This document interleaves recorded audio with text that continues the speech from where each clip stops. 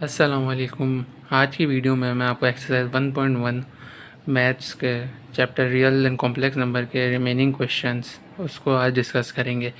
ठीक है, आगे चलते हैं हम। इसमें जो है क्वेश्चन नंबर 2 है। जैसे क्वेश्चन नंबर 2 में इसमें आपको लिखा हुआ है convert the following into decimal fractions also indicate that the whether terminating fraction और नॉन टर्मिनेटिंग डेसिमल फ्रैक्शन।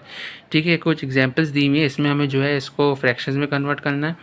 फिर हमें जो है इसको टर्मिनेटिंग और नॉन टर्मिनेटिंग फ्रैक्शंस भी बताने के कौन से हैं कौन से नहीं हैं। अच्छा, टर्मिनेटिंग और नॉन टर्मिनेटिंग भी मैं आपको बता देता हूँ क्या होता है। टर्मिनेटिंग डेसिमल फ्रैक्शन देखें वो होता है जिसमें क्या है हम कोई भी दो नंबर्स को डिवाइड करें और आंसर क्या है डेसिमल पॉइंट के बाद फिक्स वैल्यू आ जाए 2 डिजिट 3 डिजिट के बाद, तो वो क्या कहलाता है टर्मिनेटिंग डेसिमल पॉइंट। और नॉन टर्मिनेटिंग डेसिमल पॉइंट क्या होता है कि जो है अगर हम कोई भी दो नंबर उनको डिवाइड करें तो जो है डेसिमल पॉइंट के बाद वैल्यू ख़त्म ना हो और चलती चली जाए तो वो क्या कहलाता है नॉन टर्मिनेटिंग। और अगर वैल्यू रिपीट हो रही हो यानी एक से ज़्यादा बार नंबर रिपीट हो रहे हैं तो वो क्या कहलाता है नॉन टर्मिनेटिंग और रिकरिंग डेसिमल फ्रैक्शन। ठीक है, इसको हम जो है साइंटिफिक कैलकुलेटर की हेल्प से सॉल्व करेंगे। जैसे इसके अंदर पहला क्वेश्चन है हमारे पास 5/8। ठीक है, मैं इसको कैलकुलेटर में लिखता हूँ। ये मैंने अपॉन का साइन दबाया 5/8। ठीक है, अब मैं इसको देखता हूँ। अब मैंने इसको इक्वल टू दबाया तो 0.625 आ रहा है। तो ये अब हमें पता चल गया कि क्या है टर्मिनेटिंग डेसिमल फ्रैक्शन है। तो मैंने क्या है यहाँ पे टर्मिनेटिंग डेसिमल फ्रैक्शन लिख दिया। ठीक है, अब इसका क्वेश्चन नंबर 2 है। क्वेश्चन नंबर 2 देखें पार्ट 2, यानी पार्ट 2 को आप इस तरीके से देखें, इसमें 4/18। इसको मैंने 2 ये देखिए। अब आपने देखा ये डिवाइड होने के बाद भी क्या है मैं इसको इक्वल्स टू करूँ तो ये क्या 2/9 में आ रहा है। 2/9 क्या है इसकी सिंप्लीफाइड फॉर्म है, यानी ये दोनों क्या है 2 के टेबल से डिवाइडेबल हैं। तो मैंने क्या है इस कैलकुलेटर भी 2/9 शो करे। जब मैंने इसको पॉइंट्स में लिखा तो 0.222 आ रहा है। तो जिसका मतलब क्या है एक तो ये नॉन टर्मिनेटिंग और कौन सा रिकरिंग डेसिमल फ्रैक्शन है। ठीक है, तो यहाँ पे नॉन टर्मिनेटिंग और रिकरिंग डेसिमल फ्रैक्शन आ गया। ठीक है, इसका एक और मेथड भी मैं आपको बता देता हूँ जो सिंप्लीफाइड फॉर्म के जरिए होता है। इसका एक और मेथड ये है कि मैंने 4/18, तो अब ये क्या है 2 के टेबल से डिविजिबल है तो मैंने क्या इसको 2 के टेबल से डिवाइड करके 2/9 कर दिया। ठीक है, जब 2/9 को हम कैलकुलेटर में डालेंगे देख लेते हैं 2/9। ठीक है, तो ये कितना आ रहा है 0.222 और ये रिकरिंग डेसिमल नॉन टर्मिनेटिंग, क्योंकि देखें पॉइंट के बाद भी क्या है वैल्यू चली चली जा रही ख़त्म नहीं हो रहा। ठीक है, इसके बाद हम देखते हैं क्वेश्चन नंबर 3। क्वेश्चन नंबर 3 में क्या है 1/15। ठीक है, तो ये कितना आ रहा है 0.0666। तो ये भी हमारे पास क्या है non terminating recurring decimal fraction. ठीक है, इसी तरह हम क्या है नंबर 4 देखते हैं, वो क्या है हमारे पास 49/8। ठीक है, तो ये हमारे पास कितना आ रहा है 6.125। अब आप ये देख रहे हैं 6.12 है, डेसिमल के बाद फिक्स्ड वैल्यू आ गई। तो हमारे पास ये क्या हो गया टर्मिनेटिंग डेसिमल फ्रैक्शन हो गया। ठीक है, अब हम चलते हैं क्वेश्चन नंबर पार्ट नंबर 5 पे। ठीक है, इस पर पार्ट नंबर 5 क्या है, पार्ट नंबर 5 में क्या है 207। तो मैं इसको ऐसे लिखता हूँ फ्रैक्शन में 207/15। ठीक है, तो ये मेरे पास कितना आ गया 69/5।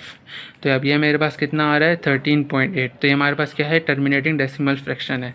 ठीक है, इस अब हमारे पास क्वेश्चन नंबर 6 है। क्वेश्चन नंबर 6 में हमारे पास क्या आ रहा है 50/76।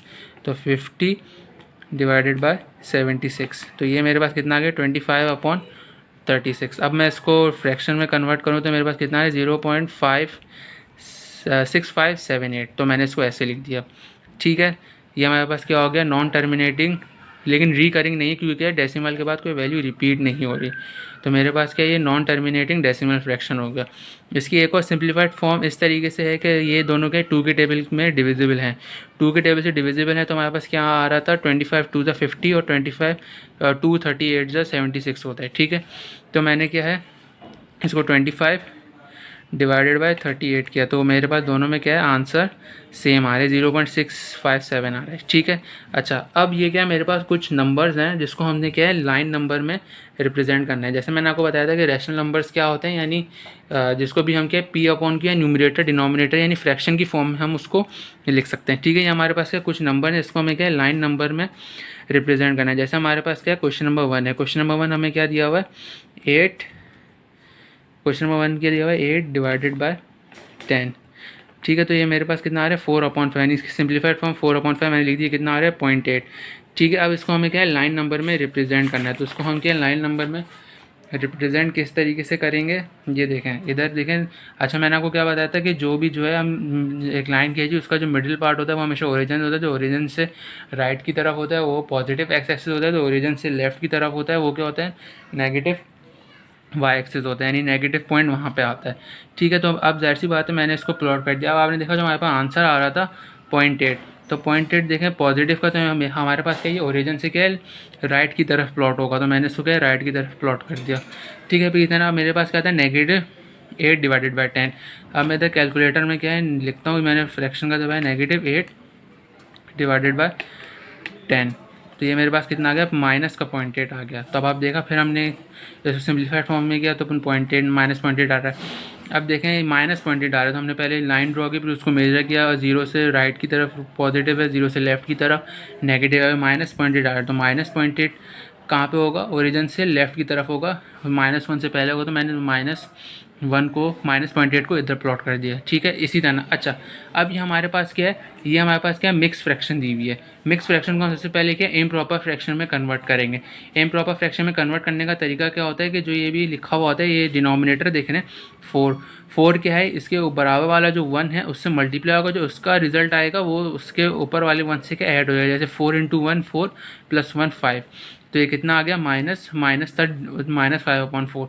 ठीक है, जब मैं कैलकुलेटर को -5/4 डालूंगा फ्रैक्शन के लिए, फ्रैक्शन में तो मेरे पास कितना आएगा, -1.25 आएगा, -1.25। तो -1.25 कहाँ पुट होगा, ओरिजिन से लेफ्ट की तरफ नेगेटिव की साइड, यहाँ मैंने इसको प्लॉट कर दिया। ठीक है, फिर हमारे पास दूसरा क्या है, पॉजिटिव का 1 होल नंबर 1/4। ठीक है, ये भी हमारे पास क्या मिक्स नंबर दिए हैं, इसको हम क्या डेसिमल में, इसको भी हम क्या इम्प्रॉपर फ्रैक्शन में कन्वर्ट करेंगे। ठीक है, तरीका वही है कि डिनोमिनेटर को जो है इस वाले 1 से ऐड करेंगे, जो भी होगा आंसर, फिर जो इसका जो आंसर आएगा उसको न्यूमरेटर में जो 1 है उसको ऐड कर देंगे। ठीक है, अब इसको जब मैंने किया तो कितना आ रहा है, 5/4 पॉजिटिव का, जब मैंने 5 सॉरी मैंने इसको 5/4, तो मेरे पास कितना आ रहा है, पॉजिटिव का 1.5 आ रहा है। ठीक है, पॉजिटिव का 1.5 मतलब ओरिजिन से राइट की तरफ प्लॉट होगा, तो ये क्या ओरिजिन से मैंने इसको राइट की तरफ 1 के बाद 1 और 2 के दरमियान इसको प्लॉट कर दिया। ठीक है, फिर मेरे पास फिफ्थ क्या है, 2/3। ठीक है, 2/3 को मैं अगर साइंटिफिक कैलकुलेटर में डालूँ तो कितना आ रहा है, 0.6666, तो 0.66 मैंने इसको लिख दिया। पॉजिटिव का तो ये क्या ओरिजिन से राइट की तरफ प्लॉट होगा 0 और 1 के दरमियान। ठीक है, इसी तरह मेरे पास क्या है, नेगेटिव का है, नेगेटिव का कितना आ रहा है, -2/3। नेगेटिव का भी करके देख लेते हैं, -2/3, तो ये मेरे पास कितना आ रहा है नेगेटिव। अच्छा, नेगेटिव आ रहा है 0.66, नेगेटिव आ रहा है तो सिंपल सी बात है क्या है, ओरिजिन से क्या है लेफ्ट साइड की तरफ प्लॉट होगा, नेगेटिव पे 0 और -1 के बिटवीन में। ठीक है, अब हम आगे चलते हैं। आगे क्या है इसमें, can we make a list of rational numbers between 1 और 2। जी, रैशनल नंबर्स की हम लिस्ट 1 और 2 के दरमियान बना सकते हैं। क्यों बना सकते हैं, क्योंकि देखें यहाँ पे क्या 3-4 नंबर ऐसे हैं जिनको हम क्या रैशनल नंबर कर सकते हैं। रैशनल नंबर क्या है, जो डिनोमिनेटर की फॉर्म में लिखे जाएँ, या जब उसको डिवाइड करें तो क्या डेसिमल पॉइंट के बाद क्या फिक्स वैल्यू है। ठीक है, पहला क्या है 3/2, 3/2 को हम डिवाइड करेंगे तो 1.5 आएगा। दूसरी क्या है 5/4, 5/4 को जब हम करेंगे तो 1.25 आएगा। 9/8, 9/8 को जब हम डिवाइड करेंगे तो 1.125 आएगा। 4/7 को करेंगे तो कितना आएगा, 1.75। ठीक है, ये आसान सा क्वेश्चन था। इसके बाद है given reason why pi is an irrational number. अब हमें ये बताना है कि पाई जो है इरेशनल नंबर क्यों है। देखिए सिंपल सी बात है, पाई की क्या वैल्यू होती है, अगर मैं उसको फ्रैक्शन में लिखूँ 22/7, पाई कैसे आता है ये भी मैं आपको शो करवा देता हूँ। ये आप देख रहे हैं, ये आपने शिफ्ट दबाया और नीचे आप यहाँ देख रहे हैं एक्सपोनेंट, एक्सपोनेंट के ऊपर आपको पाई का सिंबल नज़र आ रहा है, ये दबा दिया तो आपने देखा पाई आ गया। पाई को मैं अगर डेसिमल में कन्वर्ट करूँ तो 3.14159 आ रहा है, मैंने इसको राउंड ऑफ करके 3.142 कर दिया। ठीक है, तो इस तरीके से। अच्छा, पाई इरेशनल नंबर क्यों है, pi is an irrational number because it is non terminating and non recurring decimal. Non terminating में डेसिमल पॉइंट के बाद क्या, इसकी वैल्यू चली जा रही है, ख़त्म नहीं हो रही, रिकरिंग नहीं है, नॉन रिकरिंग है। रिकरिंग क्यों नहीं है, क्योंकि डेसिमल के बाद कोई नंबर रिपीट नहीं हो रहा डेसिमल पॉइंट के बाद। ठीक है, इस एक्सरसाइज का हमारे पास लास्ट क्वेश्चन क्या है, टिक द करेक्ट स्टेटमेंट। जो हमारे पास स्टेटमेंट करेक्ट है उसको टिक करें। पहला क्या है, 5/7 इज़ एन इरेशनल नंबर। इसको देख लेते कि ये स्टेटमेंट सही है या गलत। 5/7, जी बिल्कुल सही स्टेटमेंट है कि 5/7 क्या है इरेशनल नंबर है, क्योंकि डेसिमल पॉइंट से बात किया है, नंबर कंटिन्यू हो रहे हैं, फिनिश नहीं हो रहे। ठीक है, तो हमने क्या यहाँ पे टिक लगा दिया। ठीक है, इसके बाद हमारे पास दूसरी एग्जांपल क्या है, पाई इज़ एन इरेशनल नंबर। बिल्कुल है, पाई मैंने इसको लिखा जब मैंने इसको डेसिमल में कन्वर्ट किया तो कितना है 3.142 है। डेसिमल पॉइंट का वैल्यू फिनिश नहीं हो रही, चली जा रही, कंटिन्यू है, तो ये रैशनल नंबर है। ठीक है, अच्छा 0.315 is an example of non terminating and non repeating decimal fraction. जी बिल्कुल, ये है नॉन टर्मिनेटिंग भी और नॉन रिपीटिंग डेसिमल भी, क्योंकि डेसिमल पॉइंट्स के बाद वैल्यू चली जाएगी और 1 के बाद भी क्या है डॉट डॉट है। डॉट डॉट का मतलब क्या, आगे भी नंबर कंटिन्यू है। नॉन रिकरिंग, नॉन रिपीटिंग और रिकरिंग का मतलब एक ही होता है, यानी कि डेसिमल पॉइंट के बाद क्या कोई भी नंबर रिपीट नहीं हो रहा, तो इस वजह से क्या नॉन रिपीटिंग है, नॉन रिकरिंग है। अच्छा, अब एक इसमें पार्ट नंबर 4 क्या है, 1/3 2/3 आर लाइंग बिटवीन 0 एंड 1, यानी जो हमें जो फ्रैक्शन में नंबर दिया हमें ये देखना है कि 1 और 0 और 1 के दरमियान लाई कर रहे हैं या नहीं कर रहे। कैलकुलेटर में चेक करें, पहला नंबर क्या है हमारे पास 1/3 0.3, तो ये 0 और 1 के दरमियान लाई कर रहा है, पहला नंबर ट्रू हो गया। दूसरा क्या है 2/3, 2 डिवाइडेड बाई 3, तो ये कितना आ गया 0.666, ये भी देखिए 0 और 1 के दरमियान लाई कर रहा है, तो ये स्टेटमेंट क्या है ट्रू है, तो हमने यहाँ पे क्या ट्रू लगा दिया। ठीक है, अच्छा हमारे पास क्या क्वेश्चन नंबर 5, वो क्या है 0.123 is an example of recurring decimal fraction. जी बिल्कुल है, रिकरिंग की तो नहीं है, सॉरी नहीं है, नहीं क्यों है, क्योंकि देखें 0.123 और एक है फिक्स वैल्यू, डेसिमल के बाद क्या है वैल्यू रिपीट नहीं हो रही, तो इस वजह से ये क्या है फॉल्स स्टेटमेंट है। ठीक है, लास्ट एग्जाम्पल क्या है 1/√3 is an example of irrational number. देख लेते हैं कि 1/√3, तो ये मेरे पास कितना है 0.577। जी ये एग्जाम्पल इरेशनल नंबर नहीं है, ये इरेशनल नंबर है, तो ये स्टेटमेंट में हमारे पास क्या हुआ फॉल्स हुआ। फॉल्स क्यों, क्योंकि देखें रैशनल नंबर है, रैशनल नंबर क्या होता है, यानी जो भी हम न्यूमरेटर डिनोमिनेटर का डिवाइड करें तो हमारे पास क्या है डेसिमल पॉइंट के बाद क्या है फिक्स वैल्यू आ जाती है। यहाँ फिक्स नहीं हो रही है, डेसिमल के बाद क्या है वैल्यू कंटिन्यू हो रही, फिनिश नहीं हो रही। ठीक है, तो इस तरह जो है 1.1 एक्सरसाइज पूरी कंप्लीट हो गई। अगर आपको कोई क्वेश्चन है तो आप मुझे जो है कमेंट में मैसेज करके पूछ सकते हैं। अगर किसी कोई पॉइंट आपको क्लियर नहीं हो रहा मैं आपको दोबारा एक्सप्लेन कर दूंगा। और ये क्या मेरे चैनल को सब्सक्राइब कीजिए, मेरे वीडियो को लाइक कीजिए, मेरे